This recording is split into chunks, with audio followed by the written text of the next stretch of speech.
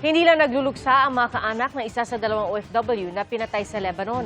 Nanghihingi rin po sila ng paliwanag kung bakit napagpalit ang kanilang mga labi. Ang tugon ng Department of Migrant Workers sa pagtutok ni Von Aquino.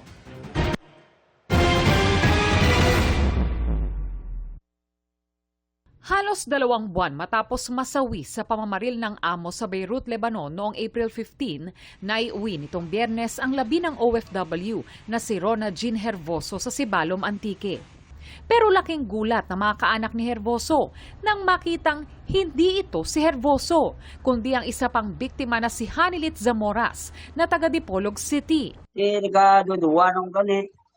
Kaso lang, ningalan niya ni sa box niya sa babaw na Hervoso. Di na balsaman. So balsaman, di na magkapan. So, ang niya, yung kuya niya daw, ay hindi niya sa akong sawa. Iba na rin. Agad raw siyang tumawag sa kaanak ni Zamoras at doon niya nakumpirmang nagkapalit ang mga labi. Isawa ko may pustiso, binuksan ang bibig. Ay nakita nila ang pustiso gani.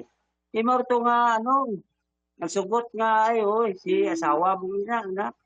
Isang nanay niya nilit. Ismaya siyempre pila ka bulan nga ulat di ka bangkay tapos mga natabo, nakabalis ka danay pa.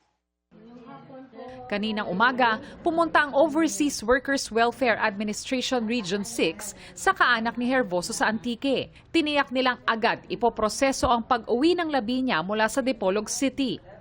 It may be because of the current conflict sa Lebanon nga wala nila natalupang dansang maayo. Siguro sa linok panay man dito, kag na-ship nila nga mislabeled. Pinaiimbestigahan na ni Migrant Workers Secretary Hans Kakdak sa Labor Attaché sa Beirut at dito sa Pilipinas kung paano nagkapalit ang mga labi.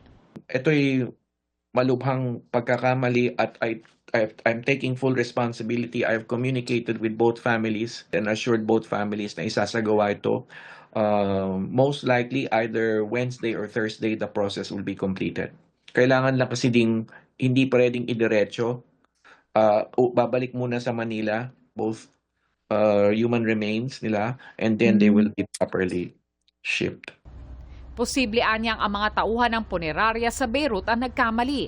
Nasaksihan naman daw kasi ng mga kaanak ng mga biktima ang identification at sealing ng mga labi sa Beirut, pero yung kahuli-hulihang stage ng pagbalot sa itim na plastic, which is unusual, at paglagay ng sticker dun sa dalawang caskets, yan ang hindi malinaw kung pati yon sa stage na yon nasaksihan o yan ba ay sinagawa immediately prior to delivering the human remains to the airport in Beirut. Bibisitahin niya ang dalawang pamilya para personal na humingi ng paumanhin. Ayon sa DMW, hindi pa nakakapaghain ng kaso laban sa suspect pero nasa kustodiya pa rin ito ng mga otoridad. Von Aquino, Nakatutok, 24 Oras.